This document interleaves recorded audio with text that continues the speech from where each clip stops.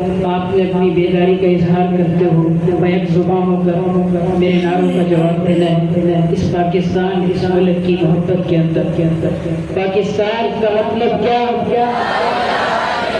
تیرا میرا رشتہ کیا پاکستان لا الہ الا اللہ کا نعرہ پاکستان لا الہ الا اللہ کا نعرہ الحمد لله رب العالمين الذي خلق الإنسان وعلمه البيان وجعل للعلماء شرفا لا يزول ومقاما لا يحول وأمرنا أن نقول الحق ولو كان مرا والصلاة والسلام على سيد المرسلين قائد الحر المحجلين الذي بعث معلما ومبلغا ونذيرا صدق الله العظيم خود بخود ٹوٹ کے گرتی نہیں زنجیر کبھی خود بخود ٹوٹ کے گرتی نہیں زنجیر کبھی بدلی جاتی ہے بدلتی نہیں تقدیر کبھی معزز علماء کرام بزرگان ملت اور ملت کے غیور فرزندوں السلام علیکم ورحمۃ اللہ وبرکاتہ میں آج کی اس پروقار تقریب میں آزادی کی نعمت کو واضح کرنا چاہتا ہوں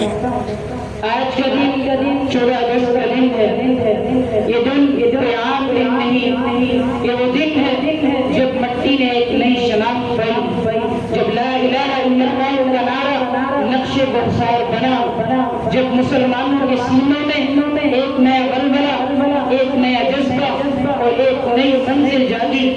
آج کا دن صرف جشن کا دن نہیں بلکہ حساب کا دن ہے احتساب کا دن ہے یہ دیکھنے کا دن ہے کہ ہم نے 78 سالوں میں اپنے ان باتوں کو کہاں تک نبھایا کہ ہم نے مسجدوں کی ممبروں پر علماء کے خطبوں کے درمیان شہداء کی لاشوں کے سائے میں کیے تھے یہ مملکت خداداد یورپی انقلاب کی پیداوار نہیں یہ فرانسیسی تحریک کی کرانتی نہیں یہ سوشلزم یہ نیشنلزم کا مظہر نہیں بلکہ یہ ایک دینی تحریک کا ماحصل ہے یہ مدینہ کی یاد ہے یہ بدر کی روشنی ہے یہ عرب کی گونج ہے یہ ملک بنا تو اس لیے تھا کہ یہاں امامت دین ہو سود کی جگہ زکات ہو نعت کی جگہ نماز ہو شراب کی جگہ شب بیداری ہو یہاں نظریہ نہ بدلے نہ بگڑے مگر افسوس آج ہم وہی آزادی بھول گئے وہی نظریہ فراموش کر بیٹھے اور علماء کو جو کام کا نشانہ بنانے لگے جن کے کندھوں پر سارا بوجھ ڈالا گیا تھا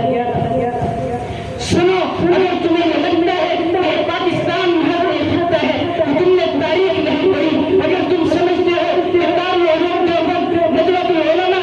جامعہ اشرفیہ صرف تعلیمی ادارے تھے تو تم نے قربانیوں کی فہرست کو نہ پڑھا نہ سمجھا یہ ادارے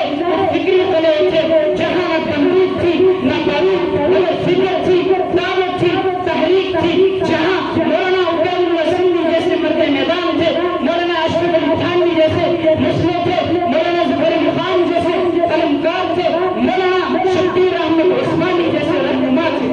یہ وہ حسینیں تھی جنہوں نے قوم کو خواب دیا جنہوں نے آزاد فضا کی امید جگائی اور سجدے یاد کرو جو مدارس کی مٹی پہ کیے گئے وہ آنکھیں یاد کرو جو راتوں کو بہتی رہی وہ زبانیں یاد کرو جنہوں نے ممبر سے للکارا ہم پاکستان چاہتے ہیں کیونکہ ہم اسلام چاہتے ہیں یہ وہ فتوے تھے جو گولی سے زیادہ تیز تھے یہ وہ تقریریں تھی جو توپ سے زیادہ گرفتار تھی یہ وہ آنکھ تھے جو دریا کی روانی رکھتے تھے میرے ہم بکروں آج جب تم مدارس پر سوال اٹھاتے ہو